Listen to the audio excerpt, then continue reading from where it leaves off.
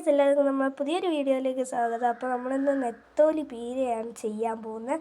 അപ്പോൾ അതിന് വേണ്ടി നമ്മൾ ഇവിടെ നെത്തോലി എടുത്ത് വെച്ചിട്ടുണ്ട്. പിന്നെ അതേപോലെ തേങ്ങ അരച്ചും വെച്ചിട്ടുണ്ട്. ഇനി അതെങ്ങനെ ചെയ്യേണ്ടതെന്ന് നമുക്ക് നോക്കാം ഗൈസ്. അപ്പോൾ ഫസ്റ്റ് നമ്മൾ ഇതിലേക്ക് ഇടേണ്ടതെന്ന് പറഞ്ഞാൽ മുളക് പൊടിയാണ്. നമുക്ക് അത്യാവശ്യത്തിനുള്ള എരിവിന് അത്യാവശ്യമായിട്ടുള്ള മുളക് പൊടി ഇടണം. ഞാൻ ഇവിടെ 1-1.5 സ്പൂണാണ് ഇട്ടിട്ടുള്ളത്. ഇനി നമുക്ക് അടുത്തതായിട്ട് ഇടേണ്ടതെന്ന് പറയുന്നത് മഞ്ഞപ്പൊടിയാണ് ഗൈസ്.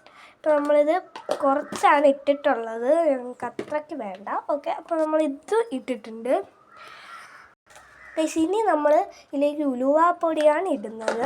ഇത് നമ്മൾ ഇട്ടിട്ടുണ്ട് ഗൈസ്. ഇപ്പോൾ ഇതിനെ നമ്മൾ ഇനി ചെയ്യേണ്ടത് മിക്സിയിൽ വെച്ചിട്ട് ഇതിനെ ക്രഷ് ചെയ്തെടുക്കണം. അപ്പോൾ ഗൈസ്, നമ്മൾ ഇതിനെ ക്രഷ് ചെയ്ത് ഇവിടെ എടുത്തിട്ടുണ്ട്. ഈ ഒരു പരുവാകുമ്പോൾ നമ്മൾ ഇതിനെ മാറ്റാം.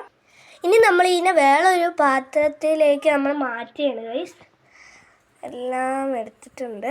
ഓക്കെ, നമ്മളിനി എല്ലാം എടുത്തു ഗൈസ്. ഇത് കുറച്ച് ചെറിയ ഉള്ളി, അത് നമ്മൾ അടിച്ചെടുത്ത ഇതിൻ്റെ അത് ജാറ് കഴുകിയില്ലെങ്കിലും കുഴപ്പമൊന്നുമില്ല. ആ ജാറിൽ തന്നെ ഇട്ടിട്ട് നമുക്ക് ഇതിനെ ഒന്ന് ക്രഷ് ചെയ്തെടുക്കണം. അതിൻ്റെ കൂടെ ഈ മുളക് 2 പച്ചമുളക് ഇട്ടിട്ട് നമ്മൾ 2 പച്ചമുളക് എടുത്തിട്ടുണ്ട്. അതും എരിവിനനുസരിച്ചിട്ട് നിങ്ങൾക്ക് ഇട്ടാൽ മതി ഗൈസ്. അപ്പോൾ ഇതിനാണ് ഇനി ക്രഷ് ചെയ്തെടുത്തിട്ട് കാണും. ആദ്യം ഗൈസ് നമ്മൾ ഈ ചട്ടി എടുക്കുക.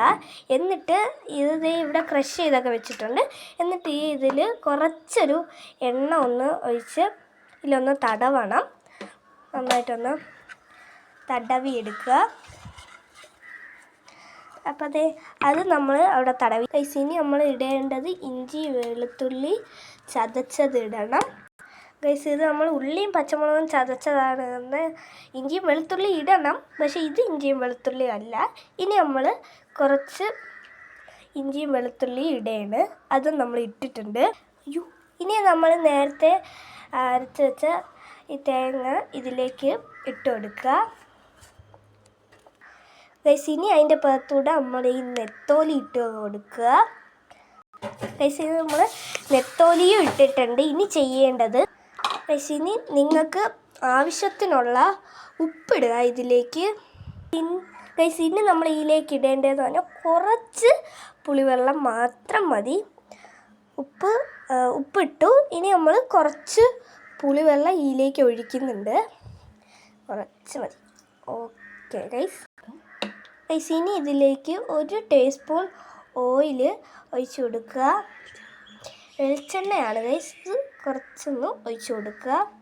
അതിൻ്റെ അടപ്പിൽ തന്നെ എടുത്തിട്ട് അങ്ങ് ഒഴിച്ചു കൊടുത്താൽ മതി ഗൈസ്. ഇനി നമ്മൾ ഇതിനെ നന്നായിട്ട് കുഴയ്ക്കണം. നന്നായിട്ടൊന്ന് മിക്സ് ചെയ്തെടുക്കുക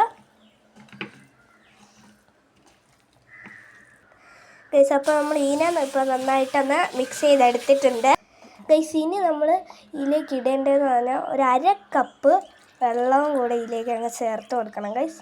ഓക്കെ, നമ്മൾ അതും അങ്ങനെ ഇട്ടിട്ടുണ്ട് ഗൈസ്. ഇനി നമ്മൾ ഇതിനൊന്ന് നന്നായിട്ടൊന്ന് വറ്റിച്ച് വെച്ച് കൊടുക്കണം ഗൈസ്. ഇനി നമ്മൾ ഇടേണ്ടത് ആവശ്യത്തിന് കരിവേപ്പിലയും കൂടെ ഇടാനുണ്ട്.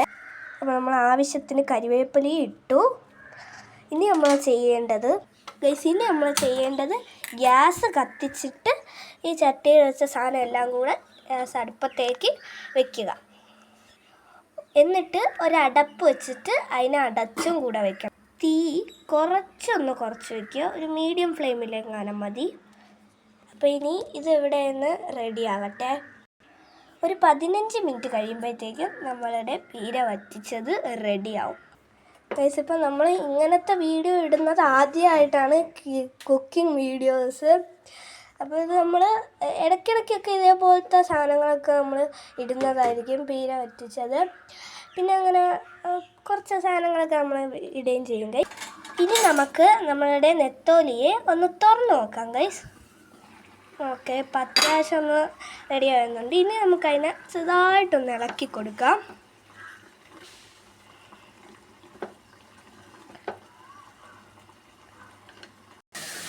നല്ല മണമായി ഗൈസ് നമ്മളെ നെത്തോലി. നമുക്കൊന്ന് തുറന്ന് നോക്കാം. ഗൈസ്, നല്ല അടിപൊളിയായിട്ട് തന്നെ വന്നിട്ടുണ്ട്. എൻ്റെ മണമൊക്കെ ഇങ്ങനെ അടിക്കുമ്പോൾ കൊതിക്കണ ഗൈസ് കഴിക്കുക. ഇന്ന് നമുക്ക് ഇതും ചോറും ഒക്കെയാണ് ഗൈസ് നമുക്ക് ഇന്ന് കഴിക്കാനായിട്ടുള്ള. നമ്മുടെ പിന്നെ നമുക്ക് നെത്തോലി പീരയും ചോറും കോവയ്ക്ക മെഴുക്കുവരട്ടിയൊക്കെ ഉണ്ട്. ഇതിൻ്റെ വീഡിയോയൊക്കെ ഞങ്ങൾ വേറൊരു ദിവസം ചെയ്യുന്നതായിരിക്കും. ഇന്ന് ഞങ്ങൾക്കത് ചെയ്യാൻ പറ്റത്തില്ല. അപ്പോൾ ഇന്ന് ഈ നെത്തോലി പീരയുടെ വീഡിയോ കണ്ടിട്ട് എല്ലാവർക്കും ഇഷ്ടപ്പെട്ടിട്ടുണ്ടെങ്കിൽ ലൈക്ക് ചെയ്യുക, ഷെയർ ചെയ്യുക, സബ്സ്ക്രൈബ് ചെയ്യുക. അപ്പോൾ നമുക്ക് അടുത്തൊരു വീഡിയോ ആയിട്ട് കാണാം. Bye bye.